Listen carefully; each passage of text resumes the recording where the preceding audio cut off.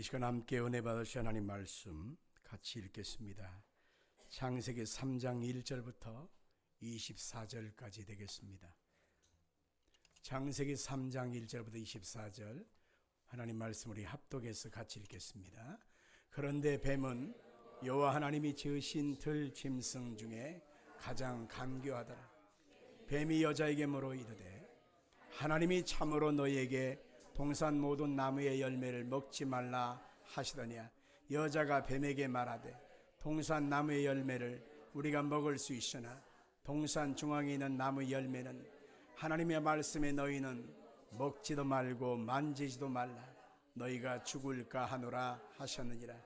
뱀이 여자에게 이르되 너희가 결코 죽지 아니하리라. 너희가 그것을 먹는 날에는 너희 눈이 밝아져 하나님과 같이 되어 선악을 알 줄 하나님이 아심이니라. 여자가 그 나무를 본즉 먹음직도 하고 보암직도 하고 지혜롭게 할 만큼 탐스럽기도 한 나무인지라. 여자가 그 열매를 따먹고 자기와 함께 있는 남편에게도 주매 그도 먹은지라.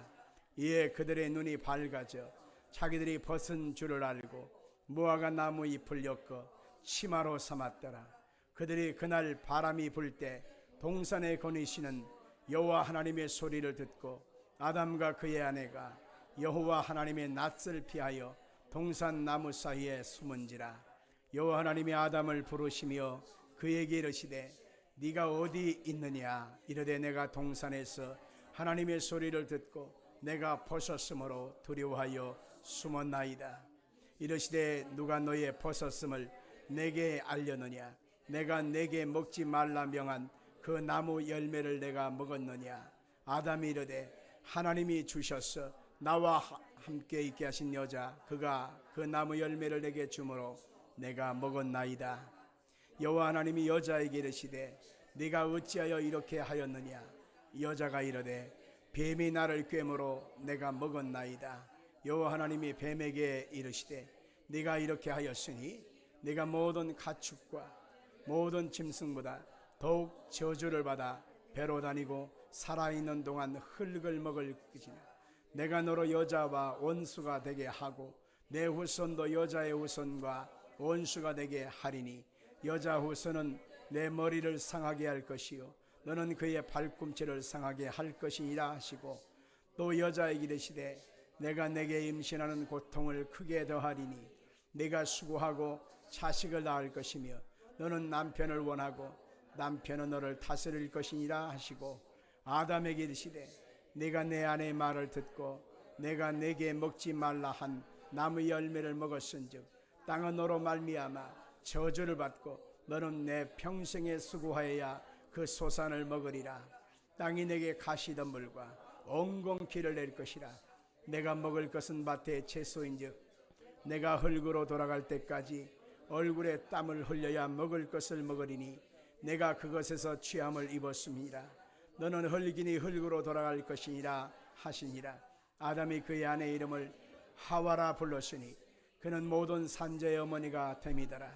여호와 하나님이 아담과 그의 아내를 위하여 가죽 옷을 지어 입히시니라. 여호와 하나님이 이르시되 보라 이 사람이 선악을 아는 일에 우리 중 하나같이 되었으니 그가 그의 손을 들어 생명나무 열매도 따먹고 영생할까 하노라 하시고 여호와 하나님이 에덴 동산에서 그를 내보내어 그의 근원이 된 땅을 갈게 하시니라. 이같이 하나님이 그 사람을 쫓아내시고 에덴 동쪽의 그룹들과 두루 도는 불칼을 두어 생명나무의 길을 지키게 하시니. 아멘. 오늘 저는 창세기 3장 강해에 타락한 아담에게 다가온 6가지라고 하는 제목으로 함께 말씀을 나누겠습니다. 하나님의 은혜를 떠나서 사는 자들에게 나오는 3가지의 악한 성향이 있는데 그것이 안목의 정욕, 육신의 정욕, 이생의 자랑인 것입니다. 마치 하와가 선악을 알게 하는 과실나무 열매를 보니까 보암직도 하고 먹음직도 하고 지혜롭게 할 만큼 탐스럽기도 했다라고 했지 않습니까? 창세기 3장에서 마귀의 미혹에 말려들어서 결국 하나님의 말씀에 경고되어진 그 말씀을 어기고 경홀히 여겨서 육신의 정욕을 선택하고 안목의 정욕을 선택하고 이생의 자랑의 포로가 되어서 결국 하나님의 말씀을 어기게 되어졌습니다.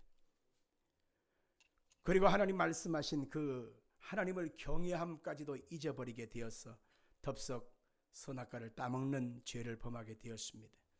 그런데 하나님의 말씀을 경홀히 여기고 금하신 선악과를 따먹은 여자는 자기만 먹은 것이 아니라 남편에게도 그것을 주어서 같이 동참케 했습니다. 이 타락의 순서를 보면 뱀이 여자를 꾀고 여자는 남자를 타락시키게 된 것을 볼 수 있죠. 역순을 만들었다는 것입니다. 타락의 순서에서 아주 중요한 메시지가 있는데, 하나님은 이 세상의 질서를, 하나님은 남자를 만들고 남자에게서 여자를 만들고, 그리고 여자와 남자는 짐승과 세상을 다스리게끔 하나님의 질서를 만들어 놓았어요. 근데 사탄은 짐승을 이용하여 여자를 미혹하게 하고, 여자는 남자를 미혹하게 하고, 남자는 하나님께 대드는 식으로 오히려 순서를 바꿔버리게 됩니다. 사탄은 곧 하나님의 질서를 파괴하는 짓거리를 한다는 것을 알아야 합니다. 우리는 반대로 보면 하나님께서 세우신 질서, 그 질서가 곧 선이요 하나님의 뜻이라는 것입니다. 우리가 세상에 나올 때에 내 혼자 먼저 나온 게 아닙니다. 우리 할아버지가 계셨고 부모님이 계셨고 그리고 내가 있고 내 자녀들이 있지 않습니까? 아무리 좋은 세상이 됐고 어쩌다 저쩌다 해도 이것이 하나님이 세상에 만들어 놓은 질서인 것입니다. 근데 그 질서를 바꿔서 역순으로 하고 그 순서를 꽈버리면 세상에 혼돈이 가득할 수밖에 없지 않습니까? 그래서 오늘 본문을 보면 하나님은 가장 중요한 질서가 무엇인지를 다시 일깨워 주기 위하여 아담을 먼저 나무라십니다. 그 다음에 여자를 나무라시고 그 다음에 뱀을 저주하신 것을 볼 수 있습니다.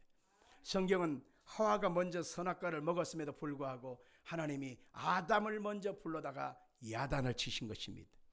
아담아, 네가 왜 이것을 먹었느냐? 하나님이 그 책임자 아담에게 질서를 물었던 것입니다. 하나님의 구속사는 바로 어긋난 하나님의 나라의 질서를 회복하는 것입니다. 하나님을 하나님 대접해드리고 하나님을 하나님의 왕자에 앉혀드리고 우리는 그분의 백성이요 그분의 피조물이라고 하는 사실을 인정할 때 거기에 하나님의 질서가 세워지게 되는 것입니다. 아무튼 이렇게 해서 인간은 죄인이 되어버렸고 아담과 하와는 원래는 무죄한 모습으로 그들은 지어짐을 받았습니다. 그들이 무죄한 그 순결함 속에서 이제는 하나님의 말씀을 따라 살기만 하면 하나님은 그들에게 의인 되어지는 그런 축복과 은혜를 누리게 하신 것이지요.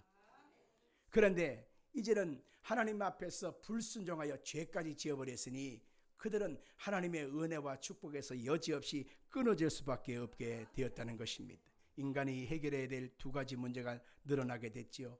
하나는 하나님의 계명에 대한 순종도 잃어버리고 또 하나는 죄의 문제까지 지었으니 죄까지도 이제 해결해야 되는데 우리가 어찌 죄를 스스로 씻을 수가 있겠어요?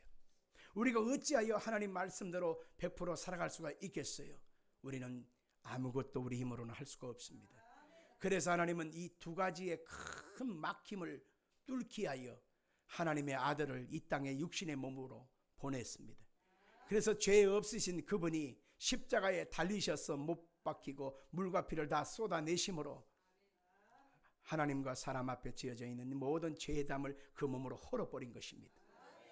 그리고 이 예수님은 철저하게 태어나는 순간부터 죽으시는 순간까지 하나님 말씀 앞에 순복하여 순종하는 삶을 본을 보이신 것입니다.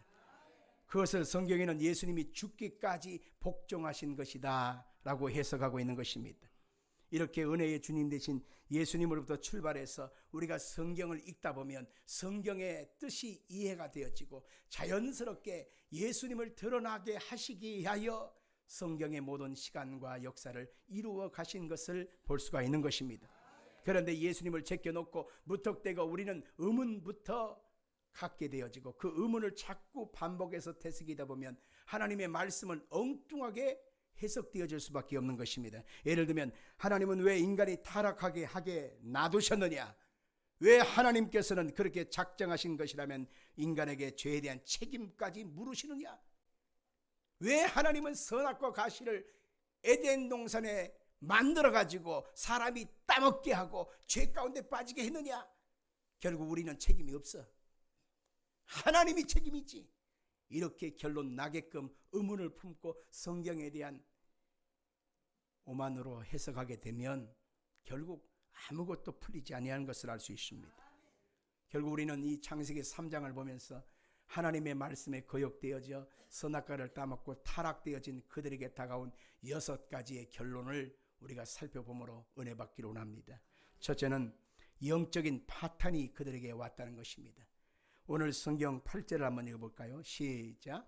그들이 그날 바람이 불 때 동산에 거니시는 여호와 하나님의 소리를 듣고 아담과 그의 아내가 여호와 하나님의 낯을 피하여 동산 나무에 숨은지나. 여기서 중요한 단어 2가지가 있는데 하나는 피하여 또 하나는 숨은지라 라고 하는 말씀입니다. 원래 하나님 앞에 아담은 죄 없이 그가 세상에 존재했지 않습니까? 에덴 동산에서 하나님 손 꽉 잡고 하나님과 눈을 맞추고 하나님의 말씀에 대화하고 대꾸하고 교제하면서 기쁨과 감사와 행복 속에 그들은 살았었어요. 하나님이 내가 여기 있다 하시면 할렐루야 하면서 하나님을 반기고 기뻐했던 아담의 모습을 여러분 상상해 보십시오. 거기에 어디 하나 감출 것이 있고 거기에 어디 하나 부끄러운 흔적이 있었겠어요? 그런데 아담과 하와가 하나님께 범죄하고 나서 첫 번째 다가온 반응은 바로 자기들이 죄인이라는 사실을 알게 되었다는 것입니다. 그래서 피하여 숨었다 그렇게 말하고 있는 것입니다. 인간은 하나님 앞에 이렇게 피하고 숨는 존재가 아니었습니다. 왜냐하면 의로운 존재로 선한 존재로 하나님께 지음을 받은 거거든요. 의라고 하는 말을 히브리 말로 짜다크라고 하는 말로 쓰이는데 인간이라는 필연적 관계 속에서 그 관계가 요구하는 것을 성실하게 수행할 수 있는 존재가 의인입니다. 그런데 하나님 앞에서 인간이 범죄하고 나서 의를 다 잃어버리고 죄에 빠지고 만 것입니다. 우리 인간은 이렇듯 하나님 앞에 죄인된 모습이 되어 세상을 살아가다 보니 하나님의 낯을 피하여 숨게 되어지는 그러한 모습으로 나오게 됩니다. 우리가 누군가를 전도하지 않습니까? 선생님 예수 믿으시고 구원받으시옵시오. 그러면 그 사람이 뭐라고 하는지 아십니까? 아이고 나는 죄가 많았어요. 나는 죄가 많았어요. 그렇습니다. 이게 바로 인간의 죄된 모습의 현 주소인 것입니다. 하나님 앞에 순종을 아무리 했을지언정 그 행위의 대가로 우리는 의롭게 될 수가 없는 것입니다. 군대에서 가장 무서운 죄가 있다면 상관의 명령에 불복종하는 것입니다. 그런 사람은 군법 회의에 회부되어지고 가장 마지막 큰 죄가 사형까지도 언도받는 그런 일도 있습니다. 상관의 명령을 어긴 그 병사는 자꾸 그 상관이 나타나면 숨습니다. 피할 수밖에 없습니다. 아직 죄에 대한 심판도 받기 전에 그들은 숨을 수밖에 없고 피할 수밖에 없는 그 절절긍긍하는 그런 모습이 되지 않겠습니까? 우리가 한 나무를 보십시다. 그 나무를 그 뿌리에 박혀서 솟아있는 나무에 그 나무를 잘랐다고 봅시다. 그러면 그 나무가 지금 살아있는 것입니까? 죽어 있는 것입니까? 죽은 것입니다. 그 나무에 푸른 이파리가 붙어있고 가지가 아직 물기가 남아있을지라도 그 나무는 둥지에서 잘리는 순간에 이미 죽은 것입니다. 하나님 앞에 타락되어져 하나님 앞에 죄인된 인생은 이미 죽은 것입니다. 살아있는 것 같지만 죽은 것입니다. 중환자실에 가다 보면 그 중환자실에 누워있는 그 사람에게 산소 마스크, 인공 마스크를 씌웁니다. 지금 이것을 통해서 숨을 쉬고 있지만은 이 마스크를 띄워버리는 순간에 어떻게 되겠어요? 죽게 되는 것입니다. 우리가 세상에 지금 의아하고 태어났지만 여러분 이 사람은 언젠가 시간은 알 수 없지만 반드시 죽는 것입니다. 그래서 성경은 죄의 싹은 사망이요. 사람이 한번 죽는 것은 정한이지요. 그 다음에는 뭐가 있어요? 심판이 있다고 하는 것입니다. 이처럼 인간은 하나님의 품을 떠나서 죄인된 모습으로 살아가니 그들의 모습은 끊임없이 영적인 파탄 속에 살아갈 수밖에 없게 된 것입니다. 하나님을 떠난 인간의 그 슬픔 속에서 인간은 자기 정체성을 알 수가 없습니다. 내가 어디에서 왔는가? 왜 살고 있는가? 나는 어디로 가야만 할 것인가? 그 뒤에는 어떻게 되는가? 이것에 대해서 전혀 알 수 없었기 때문에 그것을 연구하는 학문이 있다면 그것을 철학이라고 말합니다. 수많은 철학자들이 수천 년에 걸쳐서 인간의 실존과 정체성에 대해서 끊임없이 연구하고 토론하고 아무리 애를 썼지만 그 결론은 뭡니까? I don't know. 나는 모르겠다라는 것입니다. 모르겠다는 것입니다. 조선시대의 최고의 천재라고 일컬었던 매월당 김시섭이라고 하는 분이 있습니다. 이분이 굉장히 공부를 많이 한 분인데 인간의 정체성에 대한 질문과 그리고 의문을 품었습니다.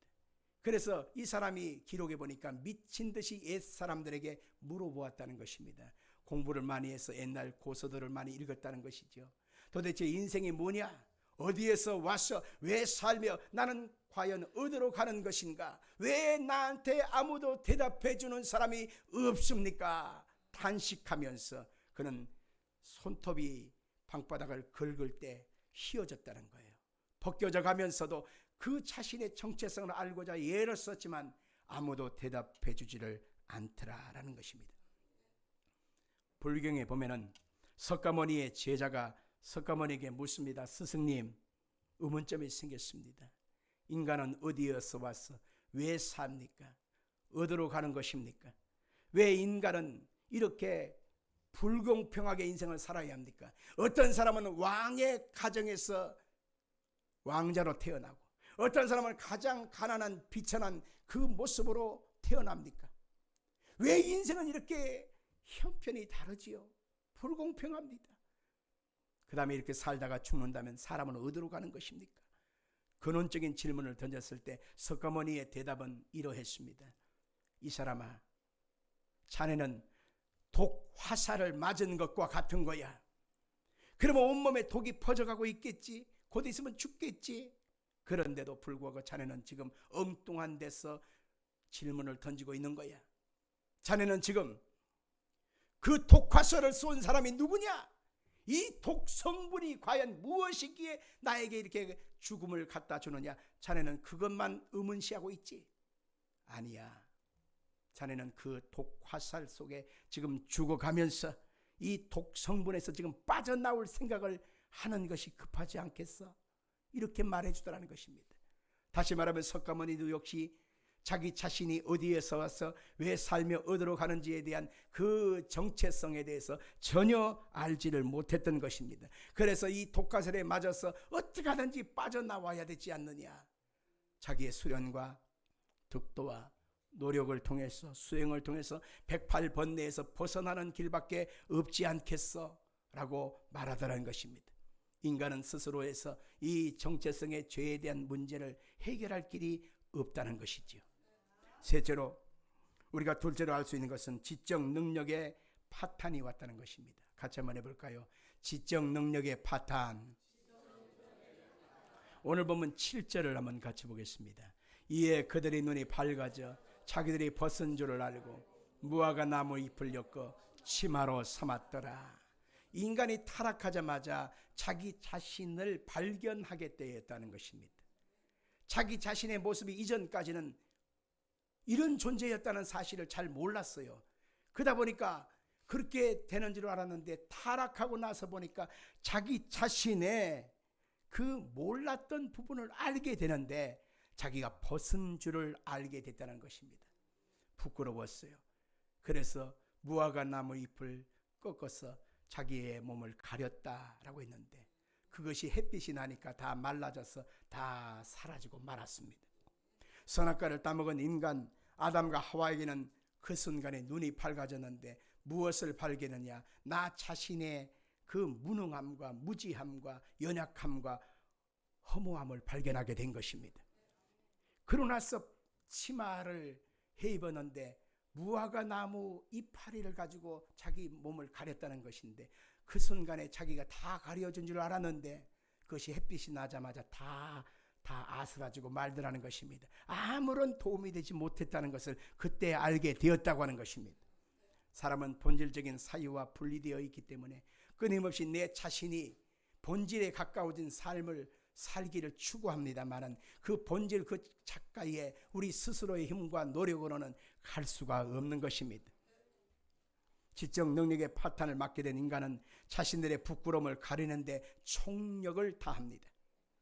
하나님을 알지 못하는 인간들은 자신의 인생의 부끄러움을 가리기 위하여 허망한 것을 자꾸 자기 몸에다 둘러 감습니다. 어떤 사람은 부자가 되면 사람들이 나를 함부로 못할 거야. 내가 높은 벼슬을 차지하면 사람들이 나를 쉽게 보지 못할 거야. 내가 좋은 집에 살면 사람들이 나를 무시하지 않을 거야. 내가 좋은 차를 타면 사람들이 나를 깔보지 않을 거야 하면서 외적인 무화과 나무 이파리를 뜯어서 자꾸 자기 자신을 가리는 데 집중합니다. 지금도 타락한 인간들은 열심히 무화과 나무 이파리로 자기 자신을 가리는 데 열중하지요. 그것이 오늘날의 문화가 됐고 문명이 됐고 철학이 됐고 과학이 됐고 교육이 됐고 이데올로기가 됐고 그리고 종교가 되었습니다. 너무 멀리 가지 않고 우리 가까이에서 우리 인간의 부끄러움을 가리기 위해서 우리가 예쓰는 단면들을 우리 스스로도 많이 겪지요. 예를 들면 여성들이 화장을 하는 모습을 통해서도 알 수 있습니다. 화장을 하는 이유가 뭐예요? 예쁘게 보이려고 하잖아요. 가리는 데는 가리고 드러날 땐 드러나서 좌우지간 예쁘게 보이려고 화장했습니다. 그래서 흔히들 20대에는 화장을 하고 30대 때에는 치장을 하고 40대 때에는 분장을 하고 50대 때에는 변장을 하고 60대 이상은 뭐예요? 환장을 하고. 화장하는 모습은 다 똑같은데 나이대별로 그렇게 가려워진다라고 하는 표현 참 재밌더라고요.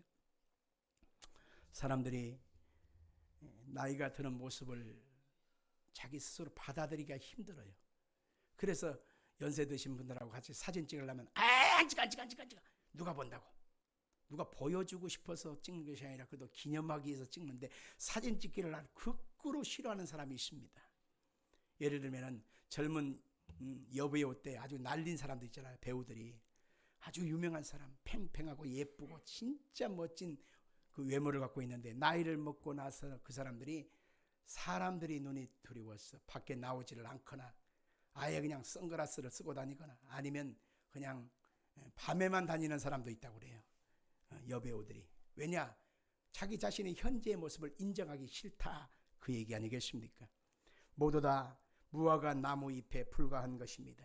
영원히 부끄러움을 가릴 수 있는 방법은 하나님이 우리를 가려 주셔야만 하는 것입니다. 하나님이 우리에게 은혜와 생명과 긍휼과 자비와 기쁨으로 우리에게 덮어 주실 때만이 우리가 이 모든 부끄러움을 가릴 수가 있는 것이지, 한순간에 불과한 세상의 것 가지고서 우리를 아무리 가리려고 애를 써도 이것이 가리워지지가 않는다라고 하는 것입니다. 이사야 선지자는 이것을 빗대어서 이사야 59장 6절에 이렇게 말을 하고 있습니다. 읽어볼까요? 그 짠 것으로는 옷을 이룰 수 없을 것이요, 그 행위로는 자기를 가릴 수 없을 것이며, 그 행위는 죄악의 행위라 그 손에는 포악한 행동이 있으며 라고 했습니다. 하나님을 의지하지 않고 하나님의 은혜를 덧입지 않고 하나님의 사랑을 덧입지 않고 내 스스로 어떤 것을 가지고 내 몸을 둘러 감추고 숨기고 할지라도 이것은 한순간에 있다가 사라지는 무화과 나무 이파리에 불과하다는 사실을 알아야 하는 것입니다. 2000년 전에 예수님께서 육신의 몸을 입고 오셔서 다 보고 있는 자리에서, 수많은 여자들이 보고 있는 자리에서 예수님이 부끄러운 모습으로 벌거벗김을 당하고 십자가의 몸을 찢고 피 흘려 물과 피를 아낌없이 다 쏟아내셨습니다. 이것은 뭐예요? 인간의 부끄러움을 다 씻어주셨다고 하는 것입니다. 죄된 흔적도 씻어주시고 실패와 약점도 치명적인 그 치부도 다 씻어주셨기 때문에 예수님의 보혈의 피로 너희들은 이제는 새로운 피조물이 되었다고 하는 사실을 알려주기 위하여 예수님이 십자가의 고난을 당하신 것입니다. 그래서 예수님이 외친 마지막 말씀이 뭡니까? 내가 다 이루었다. 누구들이 그리스도 안에 있으면 새로운 피조물이라 이전 것은 지나갔으니 보라 새 것이 되었도다. 이렇게 말하는 것입니다. 예수님 안에서 내가 이제 자유케 되었고 복된 자가 됐고 새로운 피조물이 되었다고 하는 이 자신감, 기쁨이 충만하다 보니까 이제는 옛날 사람처럼 옛날 방법처럼 명품을 휘감지 않아도 괜찮아요. 좋은 집 좋은 차가 아니어도 괜찮아요. 내게 주신 예수가 내 속에 있기 때문에 이제부터는 내가 예수로 만족합니다. 예수로 기뻐합니다. 예수로 삽니다. 내가 예수 때문에 기뻐합니다. 그러니 예수로 충만하다 보니까 이제는 여분이 남습니다. 그래서 두 개가 있으면 하나를 띄어서 가난한 자를 돕습니다. 두 개가 있으면 하나를 띄어서 선교하는데 지원합니다. 하나님의 영광과 복음을 드러내는데 아름답게 쓰임받기를 소망하는 것입니다. 타락한 결과로 인간에게 다가온 세 번째 것이 바로 뭐냐? 심리적인 파탄이었습니다. 오늘 9절과 10절을 같이 한번 읽겠습니다. 여호와 하나님이 아담을 부르시며 그에게 이르시되 네가 어디 있느냐? 이르되 내가 동산에서 하나님의 소리를 듣고 내가 벗었으므로 두려워하여 숨었나이다. 아멘. 타락한 인간들에게 다가온 것이 두려움이라고 하는 것이었습니다. 전지전능하신 하나님께 순종하고 그분을 내 삶에 모시고 사는 사람은 담대하지요. 그러나 하나님과의 관계가 끊어진 인간들은 두려움에 잡히게 되어지는데 두려움의 다른 말은 뭐냐? 불안이라고 하는 것입니다. 가슴이 뜁니다. 심장이 벌렁거립니다. 누워도 잠이 안 옵니다. 먹어도 맛을 모르겠어요. 일이 손에 잡히지 않아요. 불안함의 증상입니다. 사람은 그렇게 살다가 그렇게 가는 것이지 알고는 있지만 이 불안에서 자유케 될 수가 없어요. 그래서 괴테라고 하는 사람이 불안에 대해서 이렇게 말을 했는데 아주 멋진 표현입니다. 한번 읽어볼까요? 불안은 모든 인간의 가장 밑바탕에 웅크리고 있는 독사와 같다. 불안한 마음은 인간의 가장 밑바탕에서 웅크리고 있어서 그냥 혀를 날름거리고 있다가 어느 순간에 콱 물어가지고 온몸에 독이 퍼지게 하는 이 독사와 같은 것이 뭐냐? 불안이다. 그런 말을 했어요. 세상을 정복했던 헬라의 알렉산더라고 하는 대왕이 있습니다. 이 사람이 33살에 갑자기 요절을 했어요. 죽었어요. 그러자 헬라의 나라가 네 개로 나누어졌습니다. 그의 부하장군 네 사람에 의하여 세르코스, 돌레미, 리스마커스, 카산더 이렇게 네 장군에 의하여 깨지게 됐는데 그 중에서 톨레미라고 하는 이집트 지역을 다스리던 그 부하장군이 가장 가까이서 알렉산더를 늘 섬겼기 때문에 알렉산더의 모습을 그가 이렇게 기록하고 있어요. 죽음에 대한 두려움을 이기기 위해서 전쟁이라는 것을 선택했고 전쟁의 분주함 속에서 그는 죽음에 대한 두려움을 잊을 수가 있었다. 알렉산더가 불안 요소 때문에 자꾸 전쟁에 나갔고 사람을 죽이면서 자기 자신의 강함을 자꾸 증명해 보이려고 했다는 것입니다. 얼마나 잔인해요. 사람은 이렇게 불안한 존재가 되어 늘 이렇게 전전긍긍하면서 살아가는 것입니다. 왜 부부싸움을 합니까? 두려움 때문입니다. 홀로 버려질지 모른다고 하는 두려움, 상대방으로 하여금 내 짐이 더 무거워질 것 같은 두려움 때문에 그 사람과 그 인간하고 자꾸 싸우는 거예요. 왜 사람들이 시기하고 질투하고 험담합니까? 두려움 때문이라는 것입니다. 내가 우주의 중심이 되고 나 중심으로 살아야 되는데 내 생각이 맞는데 저 사람이 자꾸 나한테 도전해 오거든. 그러니까 저 사람을 자꾸 시기 질투해서 잡아들여야 내가 인정받는다 라고 하는 감정의 밑바탕에서 올라온 것이 바로 불안, 두려움입니다. 사람들이 죽음에 대한 두려움을 늘 갖고 있기 때문에 죽지 않으려고 버둥거리는 그 모든 것, 이게 바로 인간의 본성 아니겠습니까? 이렇게 온통 두려움에 쌓여서 사는 가운데 평안한 사람들이 있습니다.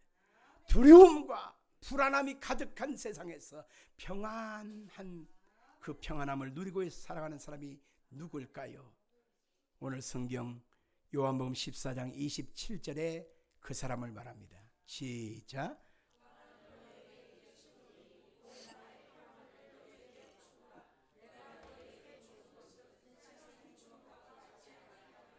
너희는 마음에 근심하지도 말고 두려워하지도 말라. 아멘. 예수님을 마음에 모시고 살아가는 사람은 평안합니다. 요한복음 20장 20절 같이 보겠습니다. 시작. 이날 곧 안식 후 첫날 저녁 때에 제자들이 유대인을 두려워하여 모인 곳의 문들을 닫았더니 예수께서 오사 가운데 서서 이르시되 너에게 평강이 있을지어다. 제자들이 주를 보고 기뻐하더라. 예수님 십자가 이후에 유대인들 관원들이 자기들도 잡아 죽일 줄 알고 제자들이 한 곳에 모여서 문을 닫아 걸고 두려워하고 불안하여 있었습니다. 그때 예수님 부활의 모습으로 찾아오신 거예요. 그러면서 예수님이 말씀하신 것이 너에게 평강이 있을지어다. 우리 옆에 분들에게 손을 꽉 잡고 한번 얘기합시다. 예수님이 말씀하십니다. 평강하세요. 예수님이 함께 하십니다. 평강하세요. 지금까지는 하나님이 내 편이 아니라고 하는 생각 때문에 불안했습니다. 나를 도와줄 자가 없다고 하는 생각에 불안합니다. 아무도 내 편이 없다고 하는 생각 때문에 두려워서 늘 불안합니다. 그러나 예수님을 고백하는 주의 백성들의 심령 속에 오사 평안할지어다. 내가 너와 함께하니 평안할지어다. 이렇게 말씀하고 있습니다. 새해를 들어서 우리가 볼 걸 못 볼 거를 자꾸 보잖아요. 대통령이 어젯밤에 감옥소에 들어가는 모습을 봤어요. 참 이런 더러운 꼴을 또 보네 하면서 어떻게 될 것인가? 우리나라는 과연 어떻게 될 것인가? 그러면 우리 개개인의 국민들은 어떻게 될 것인가? 늘 불안한 마음이 우리의 마음을 자꾸 옥조르지요. 그러나 우리가 꼭 기억해야 될 일은 주님이 우리와 함께 하신다는 것입니다. 주의 이름을 부르는 그 백성들과 주님이 함께해 주신다는 것입니다. 평강하기를 주 이름으로 축복합니다. 타락이 가져온 네 번째 괴물이 있다면 그것은 사회적인 파탄입니다. 오늘 보면 12절과 13절을 한번 읽어볼까요? 시작. 아담이 이르되 하나님이 주셨어 나와 함께 있게 하신 여자 그가 그 나무 열매를 내게 주므로 내가 먹었나이다.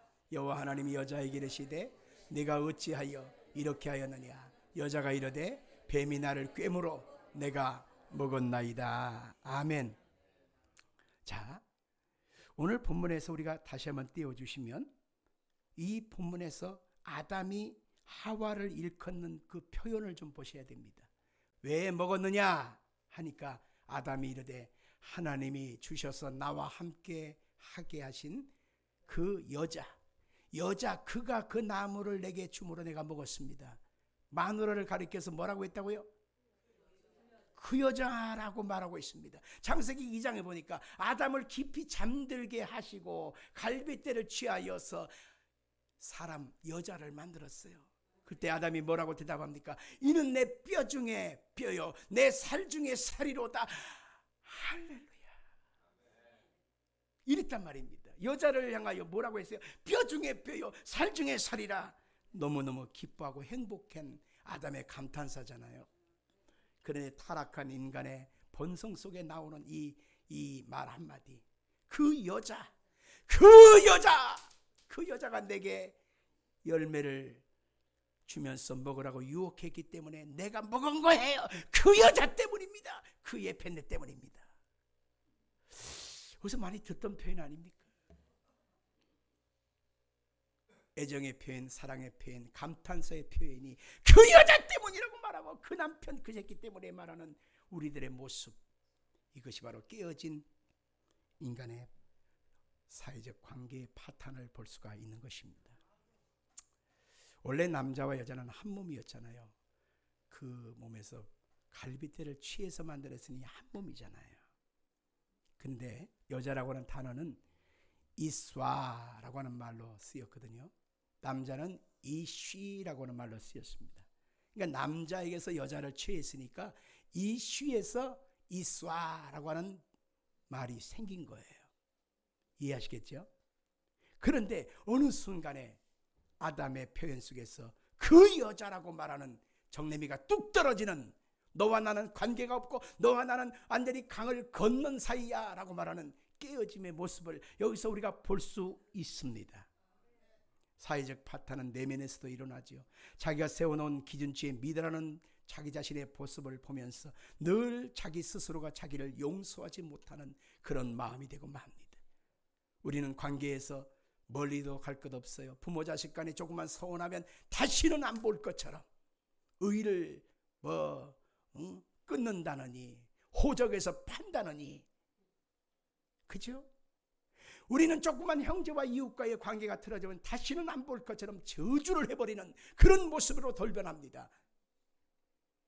이게 바로 타락한 본성이라고 하는 것입니다. 인간들이 서로 사랑하며 전쟁하지 않고 다투지 않고 살아갈 수 있는 유일한 방법은 타락한 그 남자도 타락한 그 여자도 하나님께 돌아와야 됩니다. 하나님께 돌아와야 하나님 안에서 이 독이 빠져나가고 생명이 공급받고 회복될 수가 있는 것입니다. 오늘날 교회가 존재해야 되고 오늘날 주일 예배가 꼭 있어야 될 이유가 뭐냐, 우리가 모여야 될 이유가 뭐냐, 오늘 이 순간은 하나님을 예배하러 나온 것입니다. 하나님의 생명을 공급받기 위해서 나온 것입니다. 하나님의 은혜를 입어야만 우리가 회복될 수 있기 때문에 오늘 여러분과 저는 하나님께 나온 것입니다. 하나님을 제껴놓고 나의 노력과 애씀과 힘씀으로 여러분 스스로 내 생명이 공급받을 것 같지만 아까 말한 대로 산소 호흡기를 띄어버리면 그 숨이 끊어져 버리는 것처럼 우리 인생은 하나님의 은혜를 입지 않고는 회복 불가능한 존재라는 사실을 알아야 하는 것입니다. 다섯 번째로 인간의 타락의 결과로 육체의 파탄이 다가왔습니다. 오늘 보면 19절 같이 읽겠습니다. 내가 흙으로 돌아갈 때까지 얼굴에 땀을 흘려야 먹을 것을 먹으리니 네가 그것에서 취함을 입었습니다. 너는 흙이니 흙으로 돌아갈 것이니라 하시니라. 육체의 타락의 고생은 결과는 곧 육체의 죽음을 맞게 되었다는 것입니다. 너는 흙이니 흙으로 돌아가라는 것은 먼지와 티끌로 돌아가라는 것입니다. 사람을 화장을 하든 매장을 하든 시간이 지나서 보면 그 모든 흔적은 다 녹아서 먼지와 티끌로 다 돌아가게 되어 있습니다. 인간은 아무것도 나의 의의를 내세울 만한 것이 없는 것입니다. 마지막으로 인간의 타락이 가져온 무서운 저주가 있다면 환경의 파탄입니다. 오늘 보면 17절 18절 같이 읽겠습니다. 아담에게 이르시되 나무의 열매를 먹었은즉 땅은 너로 말미암아 저주를 받고 너는 내 평생에 수고하여야 그 소산을 먹으리라. 땅이 내게 가시덤불과 엉겅퀴를 낼 것이라. 네가 먹을 것은 밭의 채소인즉. 아담이 타락으로 환경이 타락했습니다. 아담이 타락하자 세상이 오염되기 시작했습니다. 여러분들 한번 생각해 보시겠어요? 에덴 동산에 하나님이 만든 피조물들, 짐승들 중에 사자 있잖아. 사자가 먹던 음식이 뭔지 아세요? 에덴 동산에서 성경에 보니까 고기를 먹지 않았다는 거예요. 성경에 보니까 아담이 타락하기 전에 같이 뛰놀고 있었던 맹수들이라고 말하는 그 맹수들에게 어금니, 그 다음에 송곳니가 없었습니다. 사자가 풀을 뜯고, 이사야서에 나오죠. 죄짓기 전에 이런 다른 피조물들도 타락하지 않았어요. 그런데 아담이 타락하고 나서 에덴 동산에서 쫓겨나자마자 모든 피조물들도, 다른 피조물들도 다 오염되고 썩고 싸나워지고 독이 품어 나오더라는 것입니다. 오늘 성경에 보니까 아담이 타락하여 쫓겨난 순간에 땅이 내게 가시덤불과 엉겅퀴를 낼 것이라. 에덴 동산에는 가시가 없었다는 것입니다. 쫓겨나서 아담의 타락 때문에 그 아담이 가는 모든 곳에 가시와 엉겅퀴가 돋아납니다. 독뱀이 흘러다니기 시작하고 사자와 맹수들이 이빨을 드러내고 고기를 뜯어먹으려고 달려들더라는 것입니다. 아담 한 사람의 타락이 세상의 타락을 가져오게 된 것입니다. 사람들은 자신의 유익을 위해서 얼마든지 자연을 훼손하고 그 저주받은 기근을, 슬픔을 자연에게 던지니까 자연은 그 대답으로 태풍을 갖다주고 기근을 갖다주고 홍수를 갖다주게 되었습니다. 얼마 전에 있었던 일본의 쓰나미 아시죠? 물결이 넘쳐서 육지까지 덮어버리잖아요. 원인이 뭐냐? 그것은 사람들이 배를 정박하게 해요. 배 밑에 길게 깊게 팠어요. 그리고 그 밑에 있는 해초를 다 뽑아내버렸습니다. 그러니까 배를 정박하기는 좋았지만 실상은 그 해초가 무슨 역할을 했냐? 쓰나미를 막아주는 방파제 역할을 했던 것이요. 그 역할을 안 해버리니까 그냥 사람들이 오히려 더 피해를 당하게 되지 않겠습니까? 한 신문 보도를 보니까 앞으로 8년 후에는 지구상에 존재하는 모든 동식물 25%에서 30%가 멸종하게 된다라고 합니다. 우리가 지금 즐겨 먹는 오징어회 아시죠? 먹을 만하죠? 괜찮습니다. 맛있게 먹으려면 그 초장 섞어서 한꺼번에만 들이켜야 맛있어요. 그걸. 오징어회. 근데 오징어가 자기들이 노는 물하고 온도가 안 맞기 때문에 딴 데로 가버렸대잖아요. 그래 비싸답니다. 동해안에 늘 잡히던 명태가 이제는 안 잡힙니다. 저 물길 따라 시베리아로 가버렸다는 거예요. 이게 현실입니다. 우리가 온난화 때문에 지금 대구 사과, 추풍령 사과 이렇게 사과 많이 나는 데 있잖아요. 사과가 이제는 맺히긴 맺히는데 단맛이 안 든대요. 그리고 쉽게 썩어버린답니다. 꼬라버린대요. 사과가 이제는 아주 새콤달콤한 맛으로 즐길 수가 없게 돼서 저쪽 북쪽 지역으로 이제 찬 곳으로 이동해야만 사과를 제대로 심을 수 있다라고 하는 것입니다. 우리 인생 속에 사람이 저주받으니 환경도 저주받고 세상이 저주받는다고 모습이 성경에 말하고 있기 때문에 우리가 회복될 수 있는 방법은 예수 그리스도의 사람으로 거듭나는 것입니다. 예수님이 내 안에 들어오시면 저주받은 인생, 저주받은 가난, 저주받은 환경이 회복될 수가 있는 것입니다. 예수님이 내 안에 오셔서 아브라함에게 있는 그 약속된 복을 우리 가운데 주셔서 이방인에게 미치게 하게끔 하나님이 약속을 주신 것입니다. 복 있는 사람, 하나님의 사람이 농약을 덜 치고 유기농도 하면서 자연농법을 하면서 농사를 지어야 농사도 독이 빠져나가고 좋은 음식이 우리 가운데 올 수가 있는 것처럼 예수 믿는 사람에게 저주받은 인생에서 하나님의 복 있는 사람으로 변화되어지는 모습이 있어야 합니다. 그래서 그 사람이 그 가정에 있으면 그 가정이 복을 받고, 직장에 가면 직장이 복을 받고, 사업을 하면 사업이 복을 받고, 내가 만나는 사람에게 복의 열매를 나눠줄 수가 있는 것입니다.